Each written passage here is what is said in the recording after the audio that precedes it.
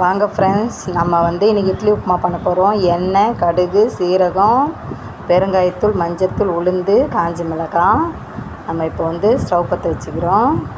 இட்லி உதிர்த்து வச்சது உங்களுக்கு காமிக்க மறந்துட்டேன். இந்த இப்போ லைவில் காமிக்கிறேன். கடாய் காயட்டும். கடாய் காஞ்சதுக்கப்புறம் நம்ம எண்ணெய் தேவையான அளவுக்கு சேர்த்துக்கிறோம். நான் ஒரு 4 ஸ்பூன் எண்ணெய் அளவுக்கு சேர்க்குறேன் ஃப்ரெண்ட்ஸ். உங்களுக்கு எவ்வளோ வேணுமோ அதுக்கு தகுந்த மாதிரி சேர்த்துங்க. இதில் ஒரு 6 இட்லி இருக்குது, உதுத்து வச்சுருக்கேன்.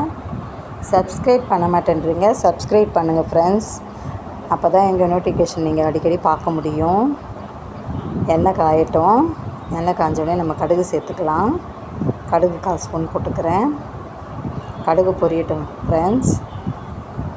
கடுகு பொரிஞ்ச உடனே நம்ம உளுந்து, காஞ்ச மிளகாய் போட்டுக்கிறோம்.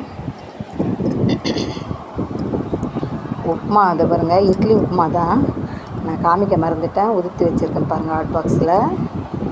இப்போ நம்ம கடுகு வெடிச்சிருச்சு. நம்ம உளுந்தும் காஞ்ச மிளகாய் 2 கிள்ளி வச்சுருக்கேன் போட்டுக்கிறேன். வர மிளகான்னு சொல்லுவோம், நாங்கள் காஞ்ச மிளகான்னு சொல்லுவோம்.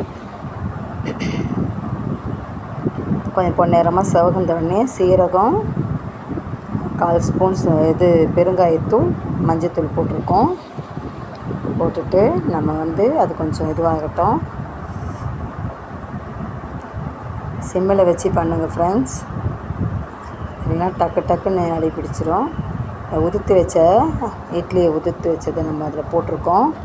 நான் டேஸ்ட்டுக்காக புளியோதரை பொடி சேர்க்குறேன். உங்கள்கிட்ட இட்லி பொடி இருந்தால் கூட சேர்த்துக்கலாம், செம்ம டேஸ்ட்டாக இருக்கும். என்கிட்ட இல்லை, நான் ஆனால் புளியோதரை பொடி செஞ்சேன், நல்லா இருந்துச்சுன்னு சொன்னாங்க. அதனால் உங்களுக்கு விருப்பம் இல்லைன்னா ஸ்கிப் பண்ணிவிடுங்க. மிளகாத்தூள் 1 ஸ்பூன் போட்டிருக்கேன். மிளகாத்தூள் மட்டும் போட்டாலும் பரவாயில்ல. சூப்பராக கலர்ஃபுல்லான இட்லி உப்புமா ரெடி ஆகிடுச்சு. பிடிச்சிருந்தா லைக்